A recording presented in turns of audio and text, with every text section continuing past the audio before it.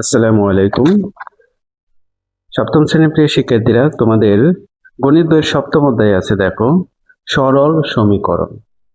সরল সমীকরণে আমরা ষষ্ঠ শ্রেণীতে সরল ও সমীকরণ কি তা জেনেছি। আচ্ছা, বাস্তব ভিত্তিক সমস্যা থেকে সমীকরণ গঠন করে তা সমাধান করতে শিখেছি।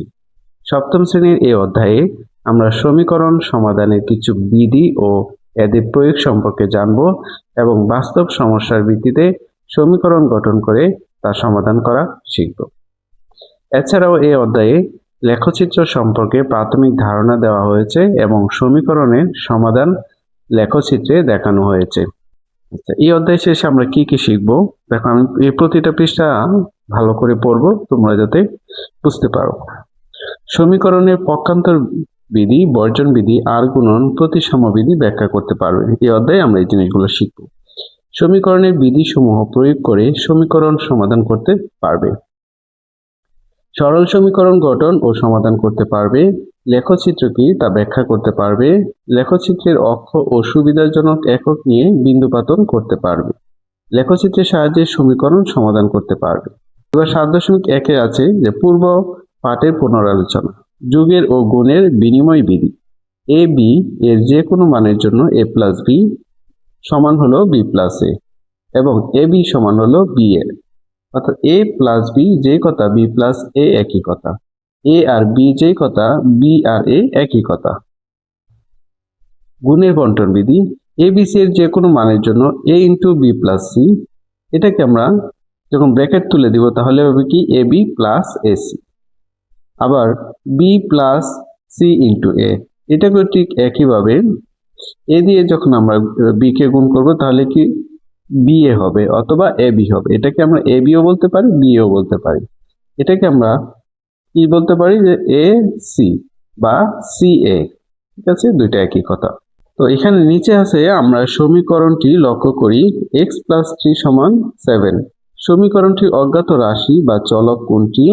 সমীকরণটি প্রক্রিয়া চিহ্ন কোনটি? সমীকরণটি সরল সমীকরণ কিনা? সমীকরণটির মূল কত? ঠিক আছে, এই যে এখানে সমীকরণটি, এখানে অজ্ঞাত রাশি বা চলক কোনটি? অজ্ঞাত হচ্ছে x এর মানটা কি আমাদের কাছে জানা নাই। সমীকরণটি প্রক্রিয়া চিহ্ন কোনটি? সমীকরণটির প্রক্রিয়া চিহ্ন কি আছে? এই যে যোগ চিহ্ন আছে। ওকে, নিচে আসছে দেখো, আমরা জানি চলক প্রক্রিয়া চিহ্ন ও সমান চিহ্ন সংবলিত গাণিতিক বাক্যকে সমীকরণ বলে। আমরা সমীকরণ কি সেটা এখান থেকে জানলাম। কি প্রক্রিয়া চিহ্ন ও সমান চিহ্ন সংবলিত গাণিতিক বাক্যকে সরল সমীকরণ বলে। আচ্ছা, আর চলকের একঘাত বিশিষ্ট সমীকরণকে সরল সমীকরণ বলে। একঘাত বিশিষ্ট অর্থাৎ যেটার পাওয়ার নাকি একঘাত থাকে, পাওয়ার, সেটা হচ্ছে সরল সমীকরণ। সরল সমীকরণ এক বা একাধিক চলক বিশিষ্ট হতে পারে। উদাহরণ দেওয়া আছে, যেমন x প্লাস 3 সমান 7 অথবা 2y মাইনাস y 1 সমান y প্লাস 3। এগুলো হচ্ছে কি সবই সরল সমীকরণ। শিক্ষার্থীরা, পরবর্তী পৃষ্ঠা 103 নম্বর পৃষ্ঠায় দেখো, এখানে আছে আমরা এই অধ্যায়ে শুধু এক চলক বিশিষ্ট সরল সমীকরণ নিয়ে আলোচনা করব। ওকে, সমীকরণ সমাধান করে চলকের যে মান পাওয়া যায় একে সমীকরণটির মূল বলে। ওকে, সমীকরণ সমাধান করে চলকের যে মান পাওয়া যায় অর্থাৎ আমাদের যে উত্তরটা বের হবে সেটি হচ্ছে সমীকরণটির মূল। মূলত মূলটি দ্বারা সমীকরণটি সিদ্ধ হয়, অর্থাৎ চলকটির ওই মান সমীকরণে বসালে সমীকরণটি দুই পক্ষ সমান হয়। আশা করি বুঝতে পেরেছো। আচ্ছা, সমীকরণটি সমাধানের জন্য 4টি স্বতঃসিদ্ধ আছে, তা আমরা জানি। এগুলো হলো পরস্পর সমান রাশির প্রত্যেকটির সাথে একই রাশি যোগ করলে যোগফলগুলো পরস্পর সমান হয়। একটু কথাটা বুঝো, এটার উদাহরণ নিচে দেওয়া আছে। পরস্পর সমান রাশির প্রত্যেকটি থেকে একই রাশি বিয়োগ করলে বিয়োগফলগুলো কি পরস্পর সমান হয়।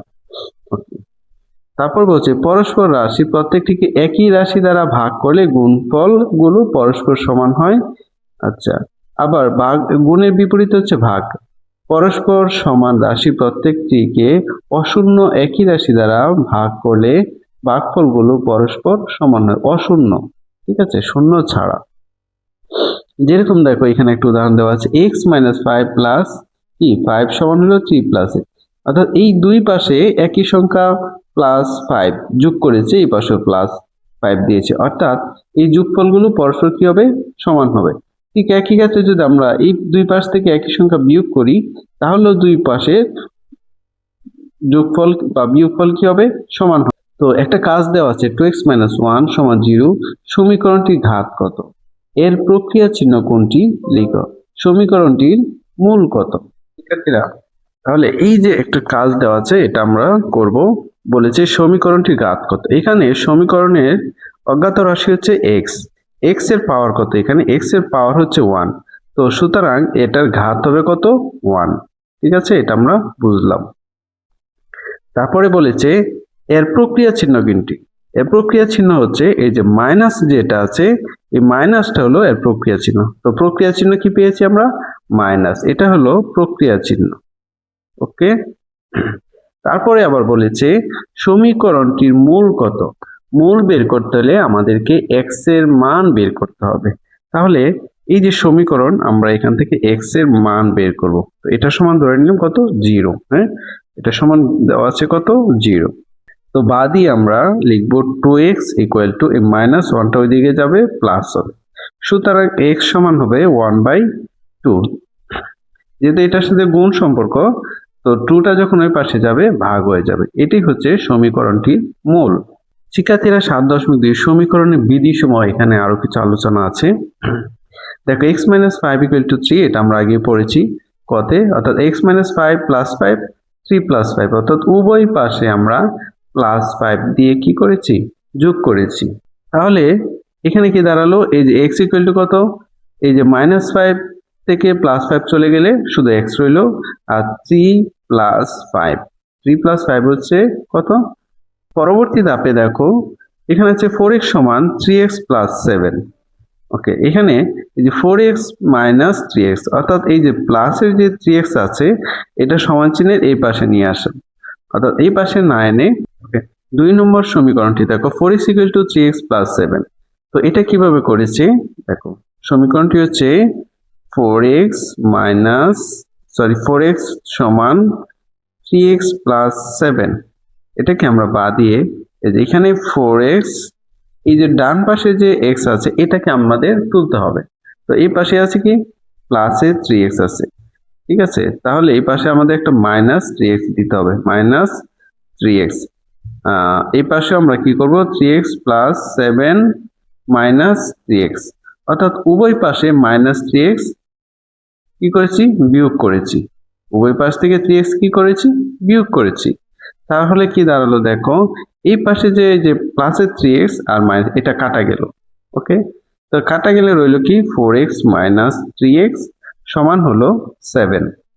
চিত্র 1 এর ক্ষেত্রে কি দাঁড়ালো, 5 এর চিহ্ন পরিবর্তিত হয়ে বাম পক্ষ থেকে ডান পক্ষ গেছে। সমীকরণ 2 এর ক্ষেত্রে 3x এর চিহ্ন পরিবর্তিত হয়ে ডান পক্ষ থেকে বাম পক্ষ আসছে। এই যে কোনো সমীকরণে যে কোনো পদকে এক পক্ষ থেকে চিহ্ন পরিবর্তন করে অপর পক্ষে সরাসরি স্থানান্তর করা যায়, এই স্থানান্তরকে বলে কি, পক্ষান্তর বিধি। তো আমরা এই অধ্যায়ে জানলাম যে পক্ষান্তর বিধি। এখানে একটা অঙ্ক দেওয়া আছে x + 3 সমান কত, 9। তো এটাকে আমরা এই যে x + 3 সমান 9, তো বা x = 9, এই প্লাসের 3টাকে আমরা পক্ষান্তর করে -3 লিখলাম। তো সুতরাং x সমান কত, 9 থেকে 3 বাদ দিলে 6 থাকবে। এটার সমাধান কত হলো, x সমান হলো 6।